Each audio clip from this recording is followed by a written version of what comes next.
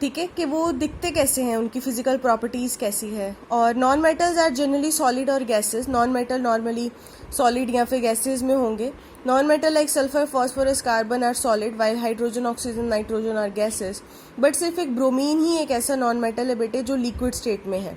ठीक है, सॉलिड ज़्यादा मेटल्स जो हैं वो ज़्यादातर सॉलिड होते हैं। सिर्फ मरकरी एक ऐसा है जो लिक्विड में होगा। सॉलिड में मेटल्स में कोई भी गैस नहीं होता। नॉन मेटल में ज़्यादातर सारे सॉलिड होते हैं या गैसेस होती हैं। और नॉन मेटल में सिर्फ ब्रोमीन एक ऐसा नॉन मेटल है जो लिक्विड होता है रूम टेम्परेचर पे। क्लियर। नेक्स्ट है कि property malleability and brittleness. The property that allow the metal to be hammered into thin sheet और foil is called malleability. Malleability बेटे वो प्रॉपर्टी होती है कि जब हम किसी मेटल को अच्छे से हैमर करें, उसको बीट करें, तो वो क्या है, थिन शीट्स में बदल जाए, उसे हम उस प्रॉपर्टी को हम मेलेबिलिटी बोलते हैं। जैसे एल्युमिनियम फॉयल हो गई जो बिल्कुल शीट में बन जाती हैं हैमर करने के बाद, इस प्रॉपर्टी को हम मेलेबल बोलते हैं। और ये प्रॉपर्टी सिर्फ मेटल्स में ही आएगी। नॉन मेटल में प्रॉपर्टी होती है ब्रिटलनेस, क्योंकि जब भी उनको थोड़ा सा हैमर करेंगे तो उनकी जो सॉलिड स्टेट है वो ब्रेकअप हो जाएगी into pieces on hammering, is called brittleness. तो non metals are generally brittle. ठीक है, metals are generally malleable. Metals जो होते हैं वो मेलेबल होते हैं, और जो नॉन मेटल्स होते हैं वो ज़्यादातर ब्रिटल होते हैं क्योंकि वो टूट जाते हैं हैमर करने के बाद। Clear. So after that ductility. Ductility भी बेटे मेलेबिलिटी की तरह ही होती है हैमर करने के बाद, बट मेलेबिलिटी में शीट्स में बनती है कोई चीज़। डक्टिलिटी का मतलब है the property that allow metal to be drawn into thin wire. जैसे छोटी छोटी वायर्स बन जाती हैं, तो इस प्रॉपर्टी को हम डक्टिलिटी बोलेंगे। Clear. But non metals are not ductile. जो नॉन मेटल्स होते हैं वो सॉलिड हैं या तो वो गैसेज हैं, उनकी हम वायर्स नहीं बना सकते, वो टूट जाते हैं। ठीक है, तो ये अपना डक्टाइल प्रॉपर्टी को शो नहीं करते नॉन मेटल्स। फोर्थ आएगा लस्टर। लस्टर का मतलब होता है शाइन बेटे। अब मेटल्स तो आप सबको पता है कि मेटल सारे के सारे ही शाइनी होते हैं। Gold, silver, platinum, aluminium, copper, cobalt. ठीक है, ये सारे के सारे इनकी अपनी अपनी शाइन होती है। बट नॉन मेटल की कोई शाइन नहीं होती। Non metal do not have shiny appearance like metal, they are dull appearance. However iodine and graphite show some lustre. अब देखो, आयोडीन और जो ग्रेफाइट है वो नॉन मेटल है, बट उनमें थोड़ी सी शाइन होती है, बस, ज़्यादा नहीं। ठीक है, नेक्स्ट आएगा conductor of heat. Conductor of heat का मतलब बेटे metals are good conductor of heat. ठीक है, सिर्फ बिस्मथ को छोड़ के सारे के सारे। जो कंडक्टर का मतलब क्या होता है, जो एक चीज़ एक जगह से दूसरी जगह तक किसी चीज़ को लेके जाता है। तो कंडक्टर ऑफ हीट मतलब हीट को एक जगह से दूसरी जगह पर लेके जाना, वो कंडक्टर ऑफ हीट है। और all metals are good conductor of heat except bismuth. और जो नॉन मेटल्स हैं बेटे, non metals are poor conductor of heat.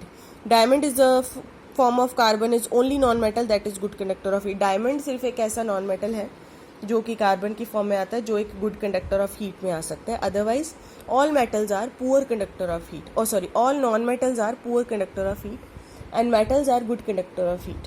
Clear. Next आएगा बेटे हार्डनेस। अब मेटल ज़्यादातर सॉलिड हैं तो वो सॉलिड हार्ड भी होंगे, सिर्फ एक मरकरी को छोड़ के, क्योंकि मरकरी एक लिक्विड है। और नॉन मेटल्स जो हैं बेटे, non metals are not hard और स्ट्रॉन्ग। नॉन मेटल सॉलिड तो हैं बट वो अमॉर्फस सॉलिड हैं, वो ज़्यादा हार्ड नहीं होते हैं। ठीक है, तो ये ज़्यादा स्ट्रॉन्ग भी नहीं होते हैं। सिर्फ एक डायमंड है जो कार्बन की एक फॉर्म है, जो सबसे ज़्यादा स्ट्रॉन्गेस्ट नेचुरल अकरिंग सब्सटेंस माना गया। अदरवाइज नॉन मेटल ज़्यादा स्ट्रॉन्ग भी नहीं होते। क्लियर। ये MCQs हैं, ये आपने किए हुए हैं। The only non metal that is liquid at room temperature is bromine. So which of the following metal is use for making foil to pack food stuff? Aluminium obviously. Next आएगा conductor of electricity. अब बेटे metals जो हैं they are good conductor of heat and also they are good conductor of electricity. वो अपने में से electricity को भी अच्छे से पास कर सकते हैं। जैसे आयरन हो गया, कॉपर की वायर्स बनती हैं, बिजली के कामों में यूज़ होती हैं, सिल्वर की यूज़ होती हैं। ठीक है, so metals are always good conductor of electricity also, but non metals are good poor conductor of heat as well as electricity. Non metal तो इलेक्ट्रिसिटी के लिए भी पुअर कंडक्टर ही है, वो अपने में से इलेक्ट्रिसिटी को पास नहीं होने देते, except graphite. Graphite is the only non metal that is very good conductor of electricity. सिर्फ ग्रेफाइट को छोड़ के सारे के सारे जो नॉन मेटल्स हैं वो पुअर कंडक्टर ऑफ इलेक्ट्रिसिटी है। नेक्स्ट आएगी बात सोनोरिटी की। सोनोरिटी का मतलब होता है बेटा गूंजना। जैसे मंदिर में घंटियाँ लगी होती हैं ना, तो हम एकदम से उसे बजाते हैं तो वो घंटी गूंजती है। अगर बर्तन है स्टील के, तो वो स्टील के बर्तन भी अगर हम बजाएंगे तो उसमें से भी आवाज़ आएगी। तो ये प्रॉपर्टी होती है बेटे सोनोरिटी की, जो सिर्फ मेटल में ही एग्जिस्ट करती है। The property of producing a ringing sound bye a metal when it strike with the hard material is called sonority. दस मेटल आर सोनोरस, जैसे ये विंड चाइम है, ये भी आयरन से बनी होती हैं, बेल है, गिटार है, ठीक है। तो metals are use for making bells and metal wires are use for musical instrument also, क्योंकि वो हार्ड होती हैं तो उसमें से साउंड प्रोड्यूस होता है। क्लियर। नेक्स्ट आएगी बात बेटे, अब ये तो बात हो गई थी फिजिकल प्रॉपर्टीज़ की कि वो कैसा दिखाई देता है, उनकी क्या क्या प्रॉपर्टीज़ हैं। अब नेक्स्ट हम पढ़ेंगे chemical properties of metal and non metal. सबसे पहले केमिकल प्रॉपर्टीज़ क्या होती हैं, कि अब उनकी इंटरनल प्रॉपर्टीज़ की बात करेंगे।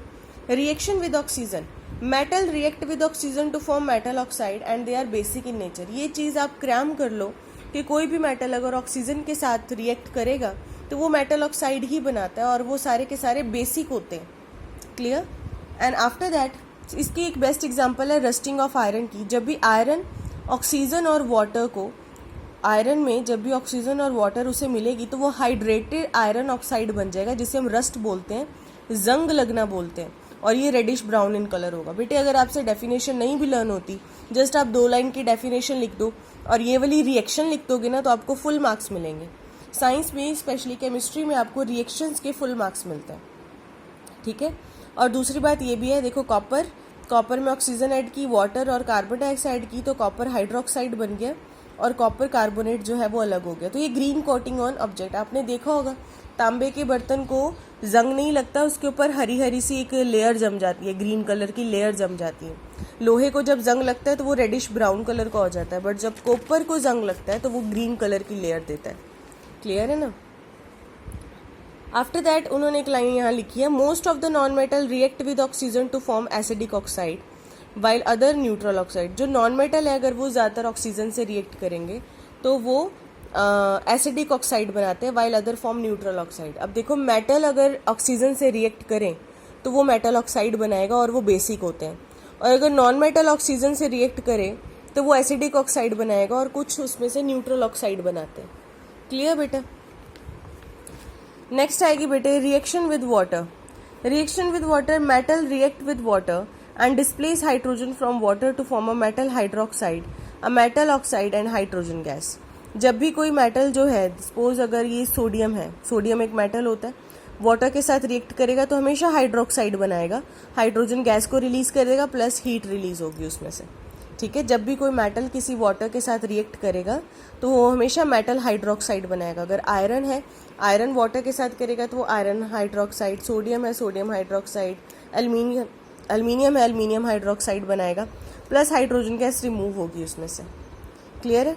नेक्स्ट आएगा बेटे non metal do not react with water और स्टीम। नॉन मेटल जो है वो वाटर और स्टीम के साथ रिएक्ट करते ही नहीं है, ठीक है।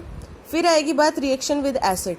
अब कोई भी मेटल, अब बेटे ये चीज़ भी आपको क्रैम करने वाली है, जब कोई भी मेटल किसी एसिड के साथ ट्रीट होता है तो सबसे पहले हाइड्रोजन गैस को रिलीज करेगा, हर बार ऐसा ही होगा। जिंक है, H2SO4 लिया, ZnSO4 बनाया, H2 रिलीज कर दिया, मतलब जिंक है, जिंक ने सल्फर के साथ अपना प्रोडक्ट बनाया और हाइड्रोजन को रिलीज कर दिया। मैग्नीशियम है, मैग्नीशियम ने सल्फर के साथ रिएक्ट किया और हाइड्रोजन को रिलीज कर दिया। हर बार ऐसे ही होगा, जब भी कोई मेटल एसिड के साथ ट्रीट होगा तो हाइड्रोजन गैस रिलीज हो जाएगी। क्लियर।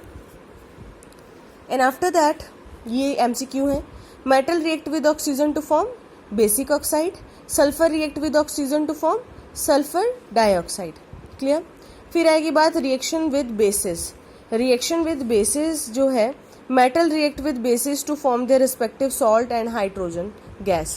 अब देखो कोई भी मेटल है वो बेस, हमने कोई भी हाइड्रोक्साइड लिया बेटे वो बेस की कैटेगरी में आता है जिसके पीछे OH लगा हो। Aluminium hydroxide aluminium plus sodium hydroxide लिया, वाटर लिया हमने, तो सोडियम एल्बोनेट उसने कोई भी एक सॉल्ट बना दिया और हाइड्रोजन गैस को रिलीज कर दिया। क्लियर। नेक्स्ट आती है बात डिस्प्लेसमेंट रिएक्शन की। डिस्प्लेसमेंट मतलब एक चीज़ को उठा के दूसरी जगह को उसके ऊपर बिठा देना। Displacement reaction is a chemical reaction in which a more reactive element displaces a less reactive element from its salt solution. कि जो ज़्यादा रिएक्टिव एलिमेंट होगा ना वो वीक वाले एलिमेंट को अपने से निकाल देता है और खुद अपनी जगह पे बैठ जाता है। अब जैसे कॉपर सल्फेट है और जिंक है, जिंक बेटे कॉपर से ज़्यादा इफेक्टिव होता है, ज़्यादा स्ट्रॉन्ग है, तो जिंक क्या है, कॉपर को रिलीज कर देगा, जिंक सल्फेट बना देगा और कॉपर को रिलीज हो गया। अगर वही हम जिंक सल्फेट को कॉपर से करें तो वो नो रिएक्शन आएगी, बिकॉज कॉपर जिंक को रिप्लेस नहीं कर सकता। जिंक स्ट्रॉन्ग है, जिंक कॉपर को रिप्लेस कर सकता है, बट कॉपर जिंक को रिप्लेस नहीं करेगा। ठीक है, सो ये हो गया हमारे पास, ये कुछ एग्जांपल है हमारे पास डिस्प्लेसमेंट रिएक्शन की, और ये आगे कुछ टेबल्स है हमारे पास डिफरेंसेस के, मेटल नॉन मेटल का डिफरेंस है, ये मेटल और उसके सारे यूजेस दिए हुए हैं, ये नॉन मेटल और उसके सारे यूजेस दिए हुए हैं। ठीक है, एंड आफ्टर दैट ये हमारे पास बैक एक्सरसाइज है जो मैंने आपको सेंड की है। ठीक है, तो जस्ट रिवाइज योर चैप्टर 4। अब हमारा चैप्टर 3 भी रिवाइज हो चुका है और चैप्टर 4 भी आज रिवाइज कर लिया हमने। जस्ट सॉल्व, मैंने बेटे आपको पूरा चैप्टर पढ़ाया है और ये जस्ट आप अपनी रिवीजन के तौर पे सॉल्व करो बैक एक्सरसाइज। आपके पास आंसर्स भी होंगे जो मैंने आपको सेंड किए हुए हैं पहले। अपने क्वेश्चन आंसर्स अच्छे से रिवाइज करो। और बेटे इसका शॉर्ट टाइप 1 का मैंने, शॉर्ट टाइप 2 का बेटे मैंने सेकंड क्वेश्चन कट करवाया हुआ है, तो ये आप मत करना, हॉट क्वेश्चन भी मत करना। ठीक है, ओके बेटे, thank you. If you have any problem regarding any reaction और any word, then please do send a voice message on my number. Okay, thank you.